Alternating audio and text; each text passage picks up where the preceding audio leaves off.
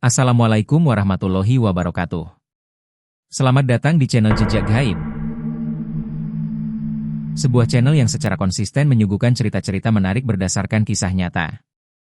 Kami mengucapkan terima kasih kepada Anda yang sudah subscribe channel ini. Satu klik dari Anda sangat berarti bagi kami, sebab Anda telah membantu kami mengembangkan channel ini. Bagi Anda yang baru saja bergabung, silahkan subscribe, like, dan komen. Sebab itu memberi energi positif bagi kami untuk terus menyuguhkan kisah-kisah menarik. Semoga Anda dan kita semua tetap dalam lindungan Allah Subhanahu wa Ta'ala dan diberikan rezeki yang cukup untuk menjalani hidup ini.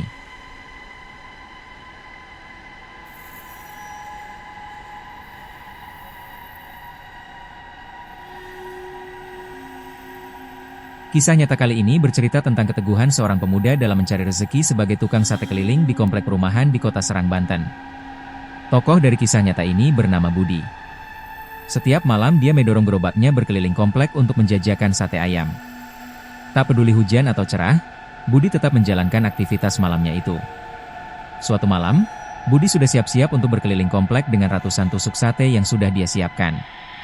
Sebelum berangkat, tidak lupa Budi menyalami istrinya dan meminta doa agar dagangannya laku. Di depan rumah, sang istri menatap langkah suaminya untuk mencari rezeki. Dalam hatinya dia berdoa, "Ya Allah, mudahkanlah usaha suamiku." Sang istri baru masuk rumah kontrakannya setelah suaminya yang sedang mendorong gerobak hilang dari pandangan di sebuah gang. Waktu itu pukul 7 malam. Budi terus berjalan sambil membunyikan klakson khas para penjual sate.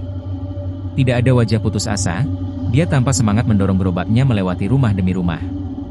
Budi sangat yakin bahwa rezeki ada di depan. Karenanya, dia terus berjalan mendorong gerobak satenya tanpa pernah mengeluh. Satu persatu warga komplek mulai ada yang keluar memanggilnya. Dengan sigap Budi melayani pesanan yang diminta dengan ramah dan senyum yang terus terkembang.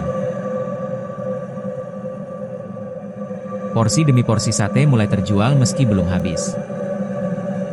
Dia kembali melangkah, sambil sesekali membunyikan klakson khas itu sebagai tanda memanggil warga yang mungkin saja sedang butuh seporsi sate ayam. 1-2 porsi kemudian terjual lagi. Rasa capek dan lelah sirna ketika porsi demi porsi itu terjual. Budi lalu berjalan ke arah blok belakang yang belum dia lewati. Di blok itu, rumah warga tidak saling berhadapan, karena sisi lainnya adalah tanah kosong yang di seberangnya masih area persawahan. Beberapa pohon yang lumayan besar tampak tegak berdiri di bawah temaram cahaya bulan yang muncul malu-malu. Saat sedang asyik mendorong gerobaknya, sebuah panggilan halus terdengar. "Mas Sate ya?" Begitu suara itu terdengar sangat lembut. Budi menghentikan gerobaknya seraya menoleh. Dia melihat perempuan cantik memanggilnya. Dia mengenakan daster merah dengan rambut panjangnya dibiarkan terurai. "Satenya 10 tusuk ya mas," kata perempuan cantik berdaster merah itu lembut dan ramah. Sejenak Budi tertegun. Dia terpesona oleh kecantikan wanita berdaster merah itu. Dia merasa tidak pernah melihat perempuan itu sebelumnya, dan wajahnya yang cantik, melebihi kecantikan perempuan manapun yang pernah dia lihat. Cantiknya kayak artis, begitu kata Budi saat bercerita.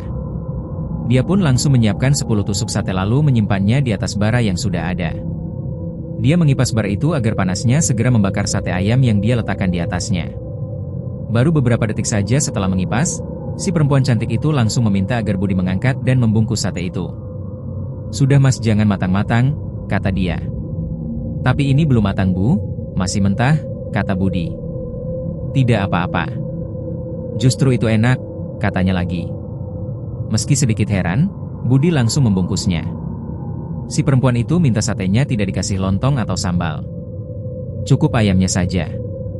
Setelah selesai membungkus, Budi menyerahkan sate itu ke perempuan berbaju merah tersebut. Dia menyerahkan uang 50 ribuan ke Budi. "Sudah, kembaliannya ambil saja," kata si perempuan itu. Mendengar itu, Budi tentu sangat senang. Dia pun segera membuka laci tempat penyimpanan uang dan meletakkan uang itu di laci tersebut. Saat menoleh ke samping, Budi kaget karena si perempuan berbaju merah itu sudah tidak ada. Tak ada suara langkah kaki, tak ada suara pagar atau pintu dibuka atau ditutup. Perempuan itu seolah hilang begitu saja.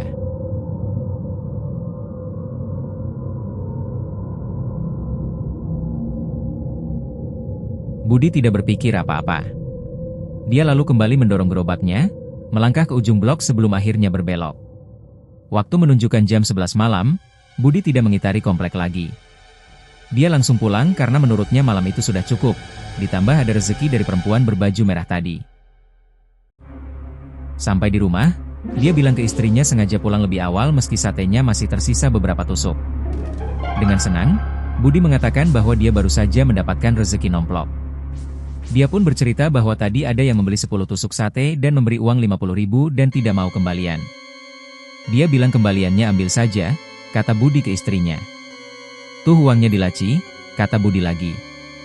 Dia lalu mendekati laci untuk ngambil uang hasil jualan dan uang pemberian dari perempuan berbaju merah tadi. Namun alangkah kagetnya Budi, dia tidak menemukan uang 50 ribuan itu di laci uangnya. Yang ada malah selembar daun yang masih segar. Penasaran, Budi terus mencari uang itu tapi tetap tidak ada. Dia bertanya-tanya dalam hatinya kemana uang 50 ribu itu. Dia lalu menyimpan daun itu di dompetnya untuk kenang-kenangan. Saat itulah Budi baru sadar bahwa ada yang aneh dari apa yang dia alami. Keanehan pertama, dia tidak pernah melihat perempuan itu sebelumnya di komplek tersebut. Dan kecantikannya sangat luar biasa. Kedua, perempuan itu meminta sate untuk dibungkus padahal masih mentah. Ketiga, dia tidak mendengar langkah kaki atau suara pintu ditutup. Budi langsung istighfar. Dia kemudian menceritakan kepada istrinya kejadian itu dari awal. Karena kejadian aneh itu, warga mulai berdatangan ingin mendengarkan ceritanya. Kabar itu segera menyebar.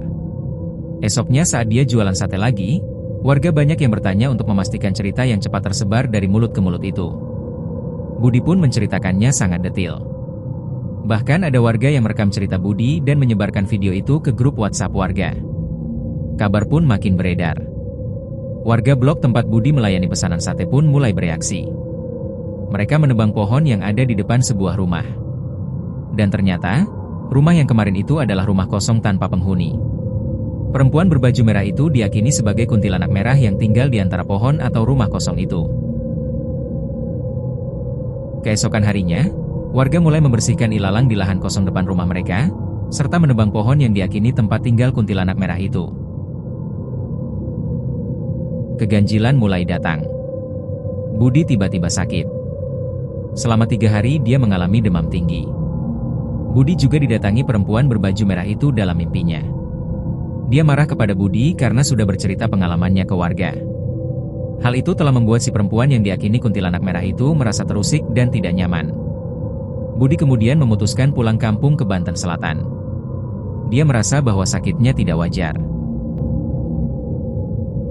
Sampai di rumah, Budi kembali merasa aneh, sebab daun yang dia simpan di dompetnya itu sudah tidak ada lagi alias hilang. Budi kemudian memilih istirahat di rumahnya dan libur jualan sate. Perlahan namun pasti, kesehatan Budi mulai pulih. Dia pun bisa beraktivitas kembali. Kini, Budi kembali menjalankan aktivitasnya sebagai penjual sate. Dia mulai melupakan peristiwa yang dialaminya. Tapi satu hal, Budi tidak pernah lewat kembali ke tempat dulu dia bertemu kuntilanak merah.